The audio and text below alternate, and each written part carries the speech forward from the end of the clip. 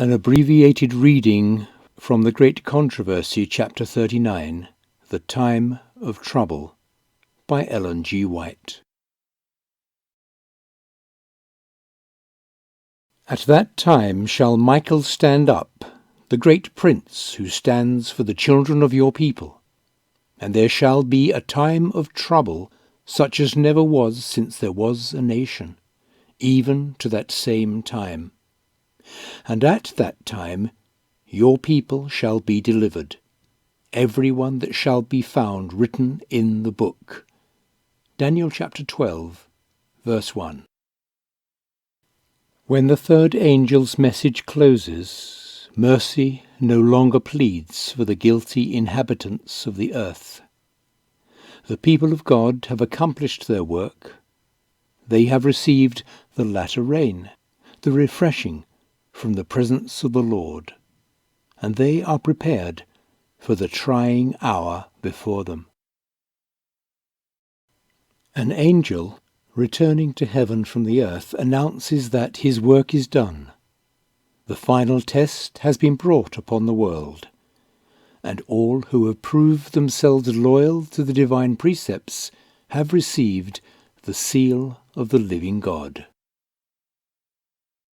Then Jesus ceases his intercession in the sanctuary above.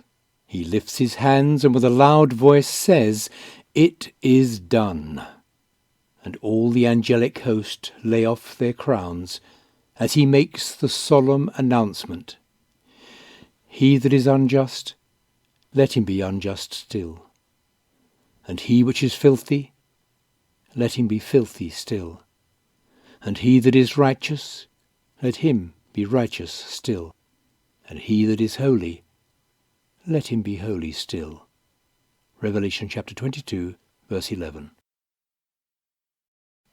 Every case has been decided for life or death. Christ has made the atonement for his people and blotted out their sins. The number of his subjects is made up. When Jesus leaves the sanctuary, darkness covers the inhabitants of the earth. In that fearful time, the righteous must live in the sight of a holy God without an intercessor.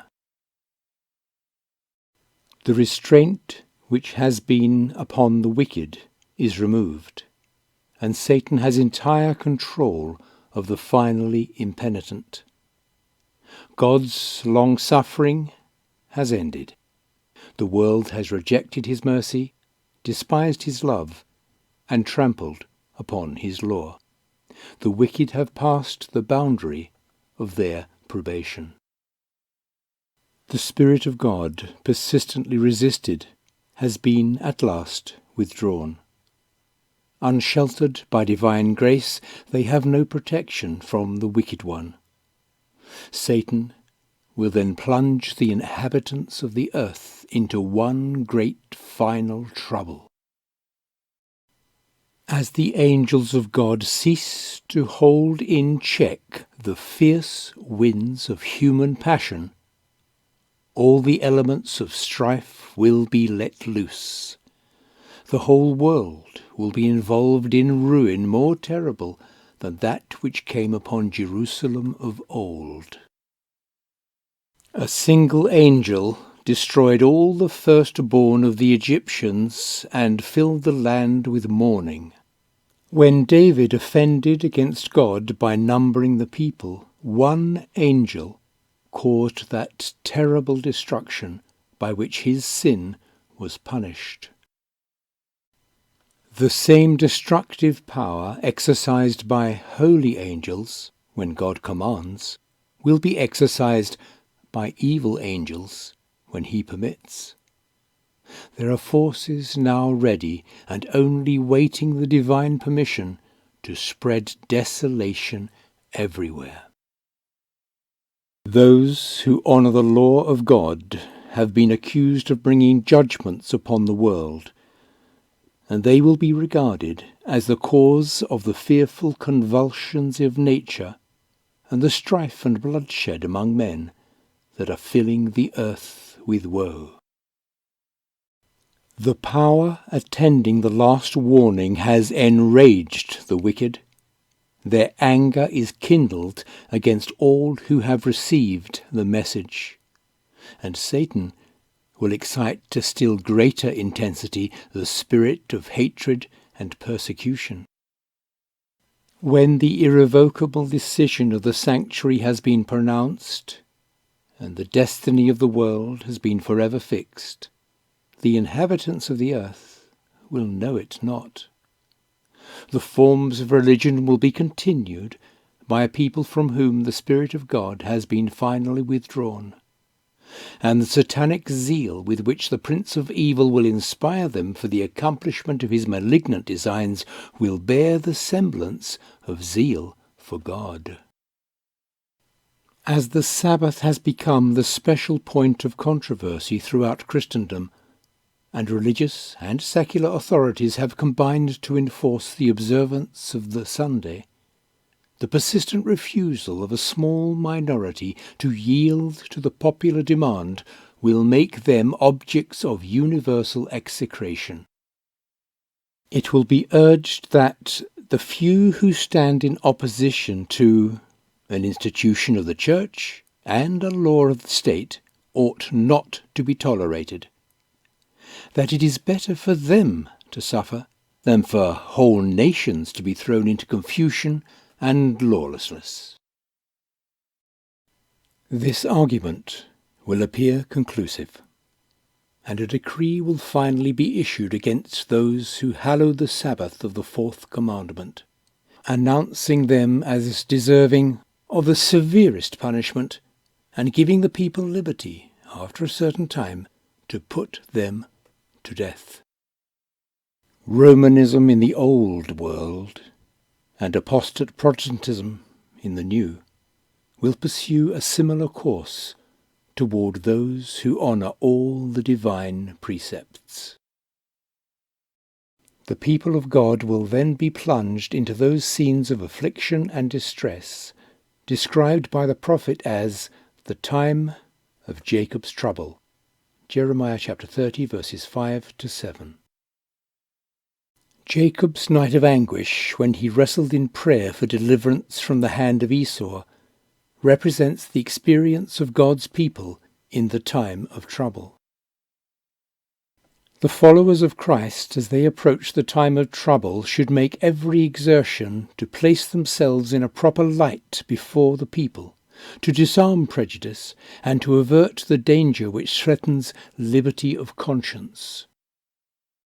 As Satan influenced Esau to march against Jacob, so he will stir up the wicked to destroy God's people in the time of trouble.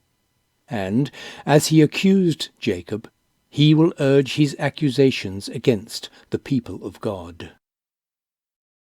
Satan numbers the world as his subjects, but the little company who keep the commandments of God are resisting his supremacy. If he could blot them from the earth, his triumph would be complete. Satan sees that holy angels are guarding God's elect, and he infers that their sins have been pardoned. But he does not know that their cases have been decided in the sanctuary above. He has an accurate knowledge of the sins which he has tempted them to commit, and he presents these before God in the most exaggerated light, representing this people to be just as deserving as himself of exclusion from the favour of God. He declares that the Lord cannot in justice forgive their sins and yet destroy him and his angels. He claims them as his prey and demands that they be given into his hands to destroy. As Satan accuses the people of God on account of their sins, the Lord permits him to try them to the uttermost. Their confidence in God, their faith and firmness will be severely tested. As they review the past, their hopes sink, for in their whole lives they can see little good. They are fully conscious of their weakness and unworthiness.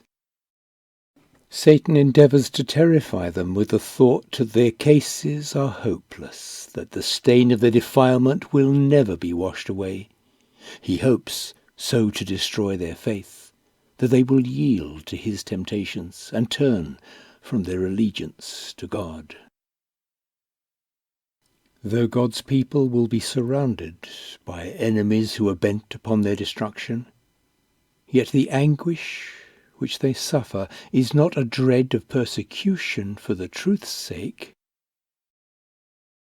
They fear that every sin has not been repented of, and that through some fault in themselves they will fail to realize the fulfillment of the Saviour's promise, "I will keep you from the hour of temptation, which shall come upon all the world." Revelation chapter 3, verse 10.